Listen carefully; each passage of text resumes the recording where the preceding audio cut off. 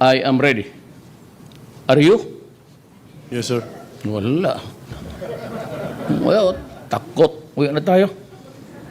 Yes, sir. Good evening, sir. Mr. President, first, congratulations for successfully hosting and chairing the ASEAN and also the Filipino people.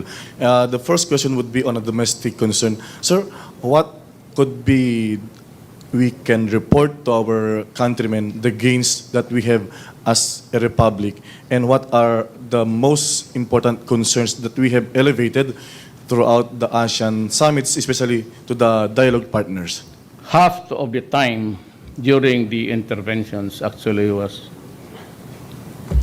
the issue of terrorism.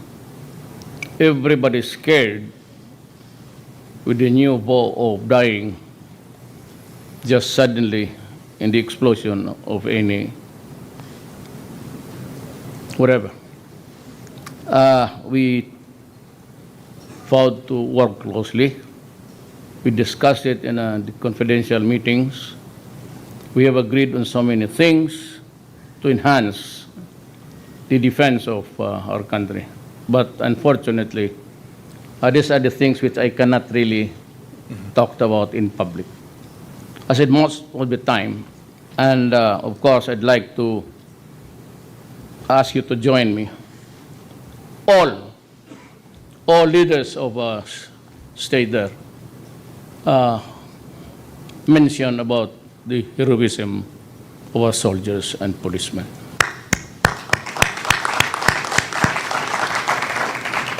And of course they mention about my loss. It figures of about 150 something of the soldiers and policemen.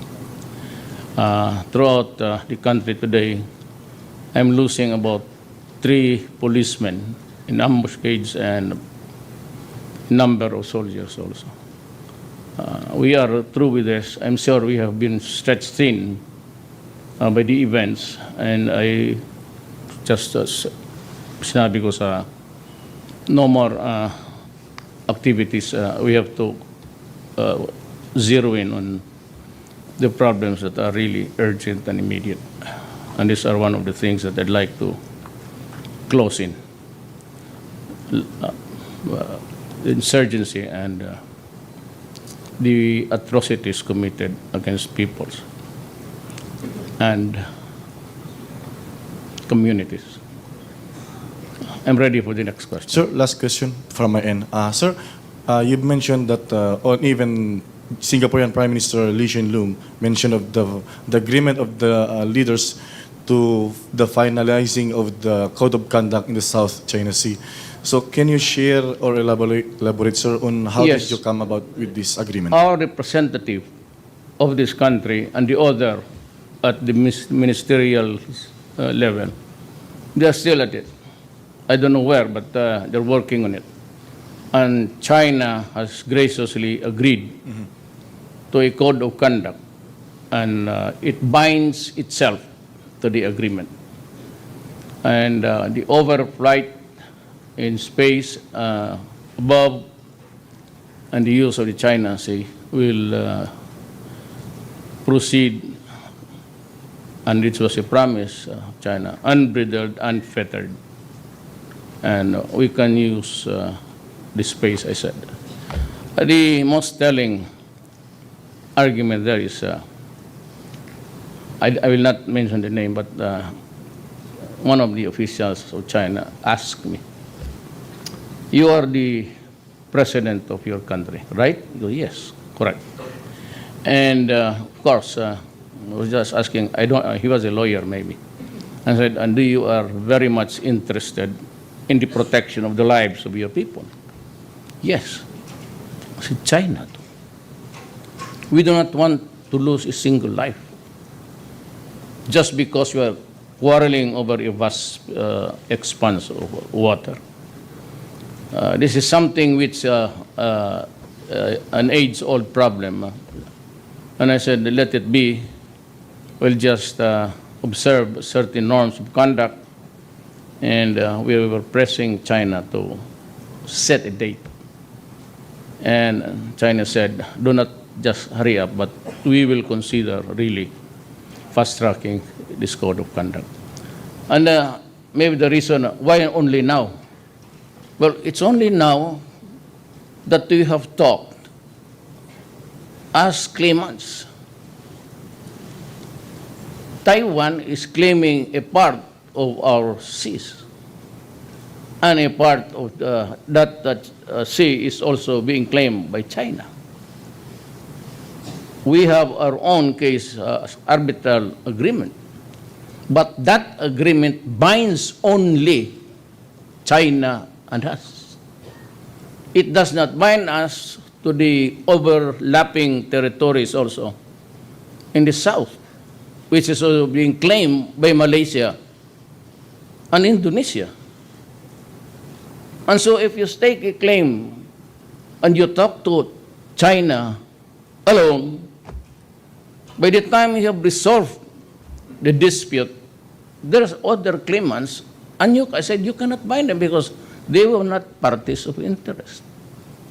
And that is why we had to wait for that occasion where everybody should be present and agree on some code of behavior, and that is conduct, otherwise known. Ganun eh. Hindi natin matapos, masabihin mo, puntahan mo yung China, give them a copy of the arbitral ruling. It does not end there. If you start to claim upwards, there's Taiwan also claiming a part of what is being claimed by China itself. And there's Vietnam having a problem also with China and those certain islands there.